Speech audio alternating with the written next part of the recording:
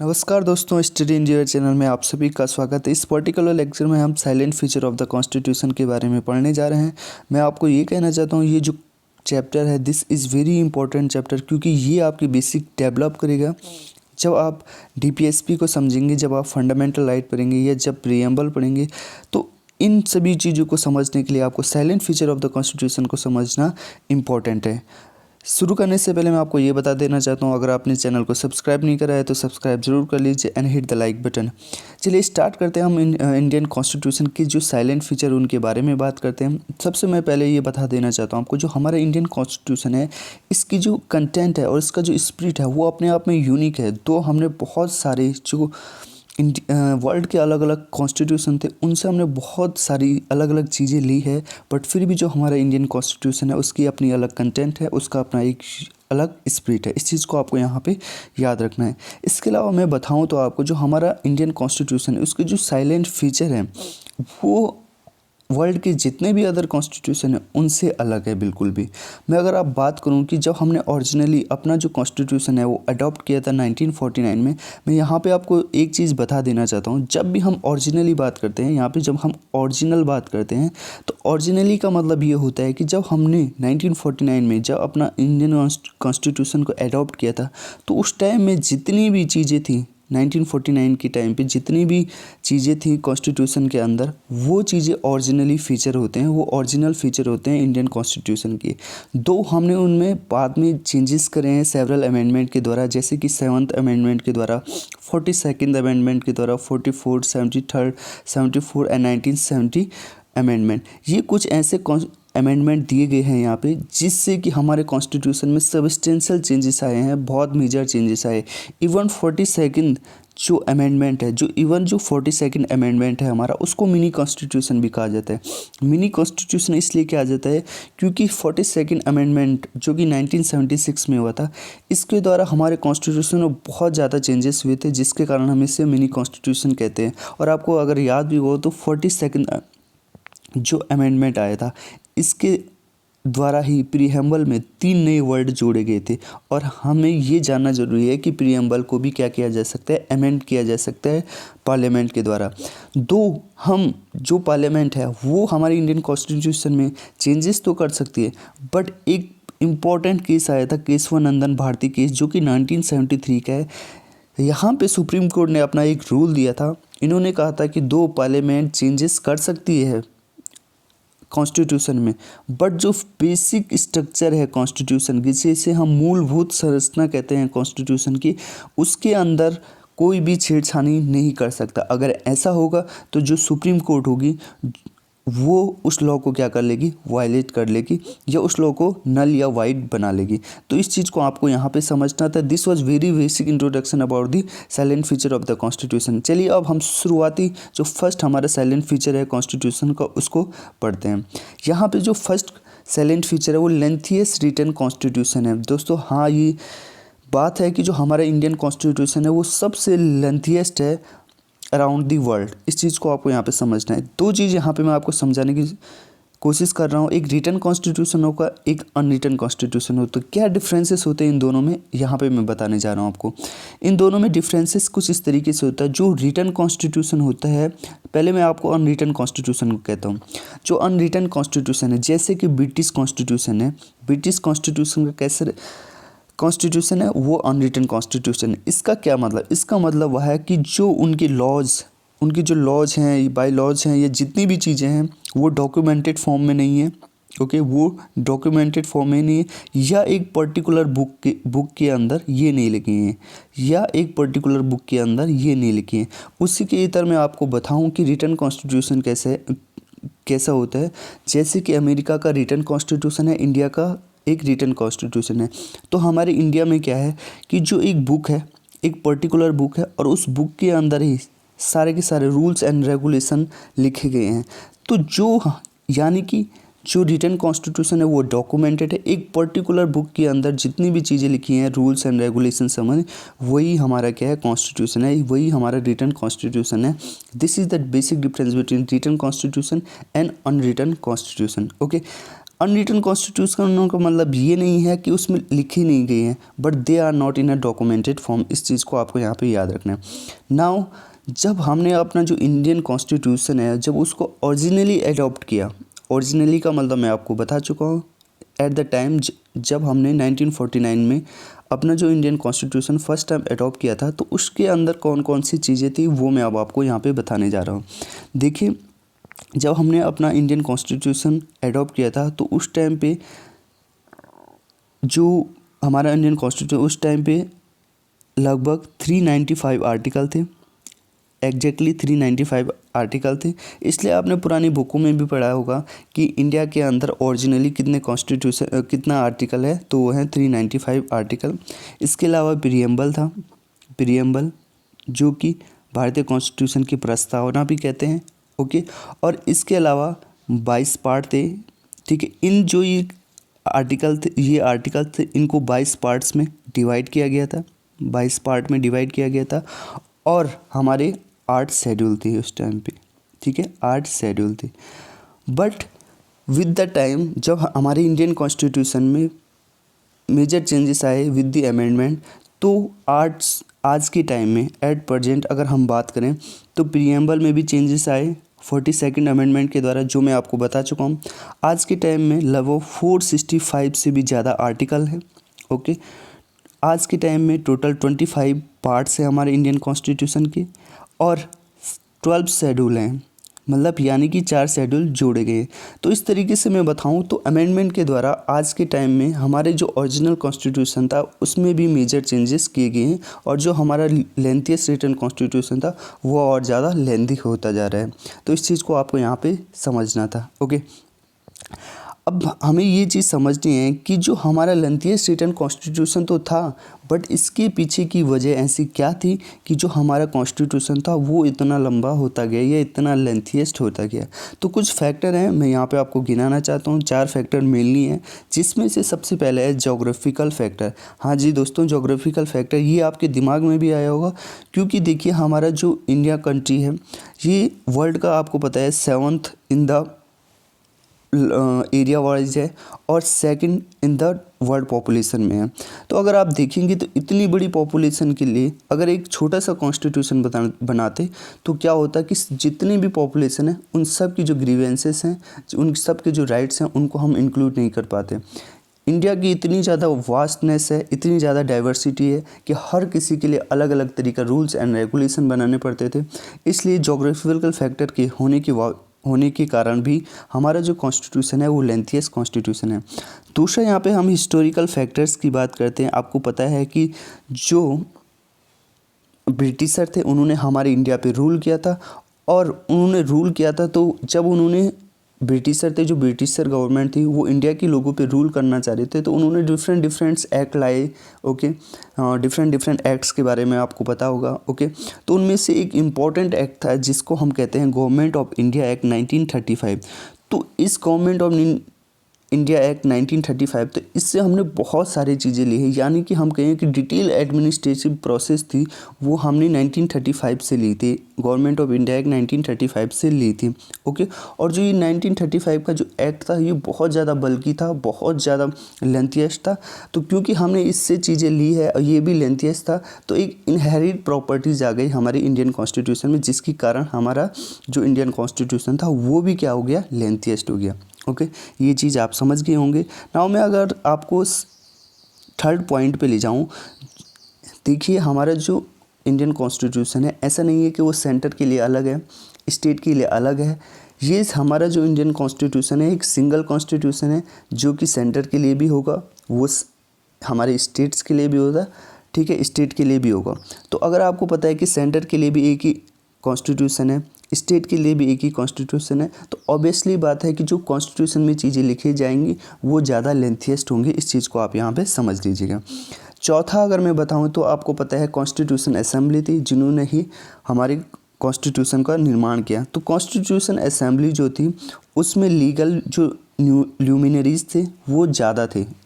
इसका क्या मतलब हुआ, मैं यहाँ पे आपको ये बता देता हूँ। लीगल ल्यूमिनरीज का मतलब ये हुआ कि जो लॉ से संबंधित रखने वाले जो लोग थे हमारी कॉन्स्टिट्यूशन असेंबली में वो ज़्यादा थे। जैसे कि अगर मैं सबसे पहले आपको बताऊं BN राव के बारे में, जो कि हमारे कॉन्स्टिट्यूशनल एडवाइज़र भी थे। ये क्या थे, लॉ से रिलेटेड लोग थे, ठीक है। जैसे हमारे BR अम्बेडकर जी हो गए, ओके। अल्लारी कृष्ण स्वामी अय्यर के बारे में आपने पढ़ा होगा जरूर में। ये भी क्या थे, लॉ के जानकार थे। तो इन सब, अगर कोई इंसान जिस चीज़ का ल्यूमिनरीज होता है या हम के जिस चीज़ का जानकार होता है तो उसमें ज़्यादा से ज़्यादा ऐड करने की कोशिश करते हैं। तो लीगल ल्यूमिनरीज के होने के कारण भी जो हमारा इंडियन कॉन्स्टिट्यूशन था वो लेंथिएस्ट रिटन कॉन्स्टिट्यूशन बना। इस चीज़ को आपको यहाँ पे समझना होगा और आई होप आप समझ भी चुके होंगे। तो चलिए अब आगे बढ़ते हैं हम। इस चीज़ को आप समझ गए हैं। देखिए जो हमारा इंडियन कॉन्स्टिट्यूशन है उसमें सिर्फ ये नहीं है कि उसमें एक फंडामेंटल प्रिंसिपल नहीं है, मूलभूत सिद्धांत नहीं है सिर्फ गवर्नेंस के, बट उसमें एक डिटेल एडमिनिस्ट्रेटिव प्रोविज़न भी है। इसके कारण भी हमारा जो इंडियन कॉन्स्टिट्यूशन है वो लेंथिएस्ट रिटन कॉन्स्टिट्यूशन बन जाता है। अब यहाँ पे हम दूसरे silent feature of the Indian constitution की बात करेंगे, जिसमें हम ये बताएंगे कि हमारा जो इंडियन कॉन्स्टिट्यूशन है उसमें उसने क्या करा है कि डिफरेंट जो वर्ल्ड के डिफरेंट कंट्रीज़ हैं उनके जो कॉन्स्टिट्यूशन है उनको पढ़ा है। हमारे जो लीगल ल्यूमिनरीज थे उन्होंने पढ़ा है और उनमें से जितनी भी अच्छी अच्छी बातें थी वो भी अपने इंडियन कॉन्स्टिट्यूशन में क्या करिए, उस चीज़ को एडॉप्ट करिए, ओके। अब क्या है कि सबसे पहले अगर मैं आपको यहाँ पे एक चीज़ बताना चाहूँ तो जो हमारा इंडियन कॉन्स्टिट्यूशन के अगर उसको हम 3 पार्ट में डिवाइड करना चाहें तो उस 3 पार्ट में कुछ इस तरीके से डिवाइड होगा, वो कुछ इस तरीके से डिवाइड होगा। देखिए अगर हम अपने इंडियन कॉन्स्टिट्यूशन को 3 पार्ट में डिवाइड करना चाहें, 3 पार्ट में अगर हम डिवाइड करना चाहें तो वो होगा एक स्ट्रक्चरल पार्ट में, ठीक है, स्ट्रक्चरल पार्ट में। दूसरा अगर हम डिवाइड करना चाहें तो philosophical part, okay, philosophical part. और तीसरा अगर हम डिवाइड करना चाहें तो अगर हम उसे करें तो पॉलिटिकल पार्ट में, ठीक है। क्यों इसको डिवाइड किया गया है structural, philosophical and political part में, ये भी मैं आपको बताने जा रहा हूँ यहाँ पे। देखिए स्ट्रक्चरल पार्ट मतलब हमारे इंडियन कॉन्स्टिट्यूशन में जितने भी एडमिनिस्ट्रेटिव प्रोसीजर हैं वो स्ट्रक्चरल पार्ट के अंदर है। और ये जो स्ट्रक्चरल पार्ट ज़्यादा से ज़्यादा लिया गया है वो गवर्नमेंट ऑफ इंडिया एक्ट 1935 से लिया गया है। इस चीज़ को आपको यहाँ पे याद रखना है।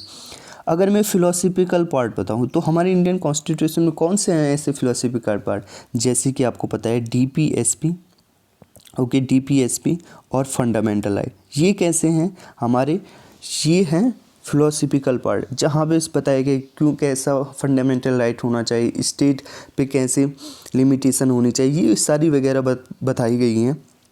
DPSP और फंडामेंटल राइट के बारे में भी हम पढ़ेंगे जब ये पर्टिकुलर चैप्टर आएगा।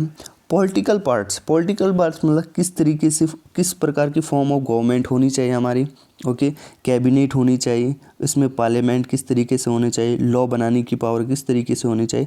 तो इस तरीके से हमने अपने इंडियन कॉन्स्टिट्यूशन को 3 पार्ट में बांट सकते हैं, एक स्ट्रक्चरल हो गया, एक फिलोसॉफिकल हो गया, एक पॉलिटिकल हो गया। नाउ मैं आपको ये बता देना चाहता हूँ कि जैसे कि फिलोसॉफिकल पार्ट है ये हमने कहाँ से लिया। आपको पता है जो फंडामेंटल राइट है हमने कहाँ से, अमेरिकन कॉन्स्टिट्यूशन से लिया है। वहीं अगर DPSP की बात करें तो हमने आयरिश कॉन्स्टिट्यूशन से लिए हैं। वहीं अगर हम पॉलिटिकल फॉर्म ऑफ गवर्नमेंट की बात करें तो हमने ये cabinet, law, parliamentary form of government ये कहाँ से ली है, ये हमने ली है ब्रिटिश कॉन्स्टिट्यूशन है वहाँ से ली है। तो अगर आप थोड़ा मोटा मोटी अगर आप बांट रहे हैं कॉन्स्टिट्यूशन को स्ट्रक्चरल पार्ट में, फिलोसॉफिकल पार्ट में या पॉलिटिकल पार्ट में, तो आपने देख दिया कि पॉलिटिकल पार्ट हमने कहाँ से लिया, ब्रिटिश कॉन्स्टिट्यूशन से। फिलोसॉफिकल पार्ट हमने जैसे कि फंडामेंटल राइट अमेरिका से लिए, DPSP हमने आयरिश कॉन्स्टिट्यूशन, और जो ये स्ट्रक्चरल पार्ट है गवर्नमेंट ऑफ इंडिया 1935 से लिया। अब गवर्नमेंट ऑफ इंडिया 1935 से हमने क्या क्या चीज़ें ली हैं ये चीज़ें भी हम यहाँ पे देखने की कोशिश करते हैं, ओके। तो ये चीज़ हम यहाँ पे देखने की कोशिश करेंगे। नाउ अब यहाँ पे देखिए आप चीज़ों को एक एक चीज़ यहाँ पे समझिएगा कि क्या है कैसी है, ठीक है। अब देखिए जो 1935 है गवर्नमेंट ऑफ इंडिया एक्ट है, वहाँ से हमने क्या लिया है इस चीज़ को यहाँ पे देखने की कोशिश करते हैं। गवर्नमेंट ऑफ इंडिया 1935 से हमने ली है। जैसे कि यहाँ पे अगर मैं आपको बात करूँ तो जो जैसे कि हमारा फेडरल स्कीम थी, जुडिशरी थी, गवर्नर था, इमरजेंसी पावर थी, पब्लिक सर्विस कमीशन था, ये सारी की सारी जो चीज़ें थी हमने गवर्नमेंट ऑफ इंडिया एक्ट 1935 से ली है। इस चीज़ को आपको यहाँ पे याद रखना है। आप नोट्स ज़रूर बना दीजिएगा क्योंकि ये बहुत बार हमारे पेपर में भी पूछी जाती है। गवर्नमेंट ऑफ इंडिया 1935 से हमने कौन कौन सी चीज़ें ली है। तो यहाँ पे फेडरल स्कीम क्या होती है इस चीज़ के बारे में बताऊंगा। फेडरल स्कीम मतलब कि यहाँ पे सेंटर होगा और सेंटर के अलावा स्टेट भी होंगे। स्टेट के बाद अलग अलग जैसे लोकल गवर्नमेंट है ये भी होंगी। इन द सेंस कि जो डिवीजन ऑफ द पावर होगा, फेडरल स्कीम मतलब जो हमारा जो पावर है उस वो क्या होगी, डिवाइड होगी सेंटर एंड स्टेट के बीच में। जुडिशरी भी हमने कहाँ से ली है, गवर्नमेंट ऑफ इंडिया एक्ट 1935। दो जुडिशरी के अंदर जो डिफरेंट चीज़ें हैं वो हमने अलग अलग कॉन्स्टिट्यूशन से लिए, जैसे कि अमेरिकन कॉन्स्टिट्यूशन से। बट जुडिशरी का जो कॉन्सेप्ट है गवर्नमेंट ऑफ इंडिया एक्ट 1935 से आया है। वहीं गवर्नर, ठीक है, गवर्नर होगा वो भी 1935 से आया है। इमरजेंसी पावर, जो इमरजेंसी में जो पावर है पार्लियामेंट के पास, वो भी कहाँ से आई है, 1935 से। वहीं पब्लिक सर्विस कमीशन भी गवर्नमेंट ऑफ इंडिया 1935 से आई है। तो आप देख सकते हैं बहुत सारी चीज़ें गवर्नमेंट ऑफ इंडिया एक्ट 1935 से हमारी इंडियन कॉन्स्टिट्यूशन में, ओरिजिनली हमारी इंडियन कॉन्स्टिट्यूशन में जोड़ी गई थी। ओके, इसके अलावा हमने डिफरेंट अलग जो वर्ल्ड के कॉन्स्टिट्यूशन थे वहाँ से भी लिए है, जैसे कनाडा से, ऑस्ट्रेलिया से, जर्मनी से, यूएसएसआर से, फ्रांस से, साउथ अफ्रीका से, जापान से। इस तरीके से हमने बहुत सारे वर्ल्ड के जो कॉन्स्टिट्यूशन थे उनसे लिए हैं। अब मैं आपको यहाँ पे कुछ एडिशनल इन्फॉर्मेशन देना चाहता हूँ जो यहाँ पे नहीं लिखी गई हैं। ओके, तो ये एडिशनल इन्फॉर्मेशन कुछ इस तरीके से है कि जैसे कि कनाडा से हमने क्या लिया है, इस चीज़ को मैं यहाँ पे आपको बताऊँ। जैसे कि हमने कनाडा से यहाँ पे क्या लिया है, अब देखेंगे आप कनाडा से अगर मैं बताऊं तो आपको, तो कनाडा से हमने लिया है जैसे गवर्नर का किस तरीके से, गवर्नर है उन गवर्नर्स का किस तरीके से इलेक्शन होगा। ऑस्ट्रेलिया से हमने जैसे लिया है कि किस तरीके से हमारा, जैसे आपने उसके बारे में पढ़ा होगा जैसे जॉइंट सीटिंग होती है, ठीक है, जॉइंट सीटिंग होती है। तो जॉइंट सीटिंग का जो कॉन्सेप्ट है वो हम ऑस्ट्रेलिया से लाए हैं। जर्मनी से जब फंडामेंटल राइट का एवोल्यूशन किया जाता है, ठीक है, किस टाइम पे, इमरजेंसी के टाइम पे, ये हमने जर्मनी से लिया है।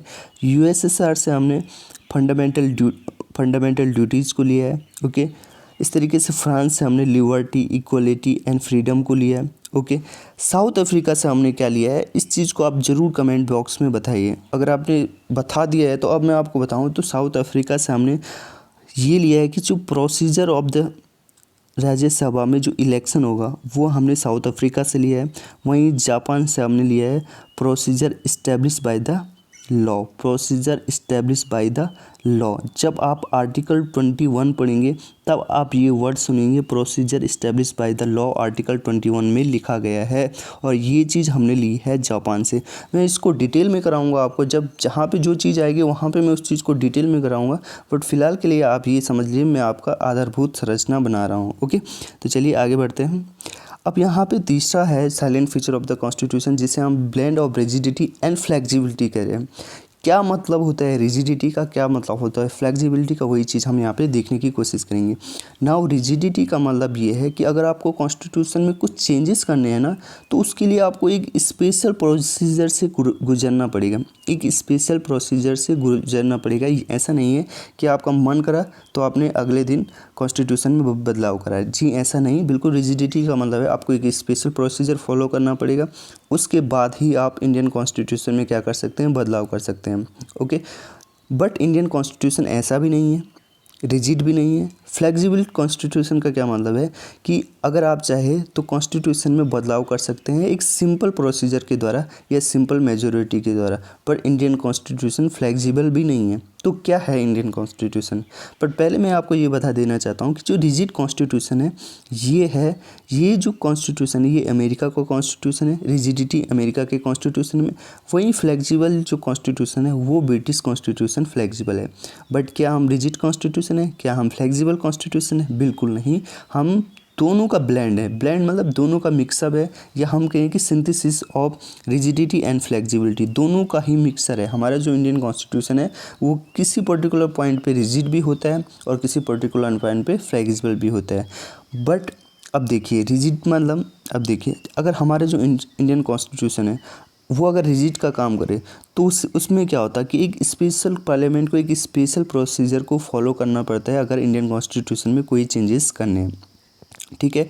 अब ये जो पावर मिलती है स्पेशल प्रोसीजर के अंदर, अगर हमें इंडियन कॉन्स्टिट्यूशन में चेंज करना है तो वो आर्टिकल 360 के अंदर कर सकते हैं, ठीक है। तो आप इस चीज़ को भी याद रखिए, अगर स्पेशल प्रोसीजर से हमें अगर इंडियन कॉन्स्टिट्यूशन में चेंज करना होगा तो आर्टिकल 360 अंदर जो प्रोसीजर लिखा हुआ है उस चीज़ को फॉलो करना पड़े। देखिए यानी कि हमें एक स्पेशल मेजोरिटी के साथ पार्लियामेंट में एक बिल पास करना पड़ेगा और तब जाके ही हम क्या कर सकते हैं, इंडियन कॉन्स्टिट्यूशन में कोई अमेंड कर सकते हैं। स्पेशल मेजोरिटी क्या होती है आर्टिकल 360 के अंदर, अब मैं आपको थोड़ा बहुत ये बता दूँ।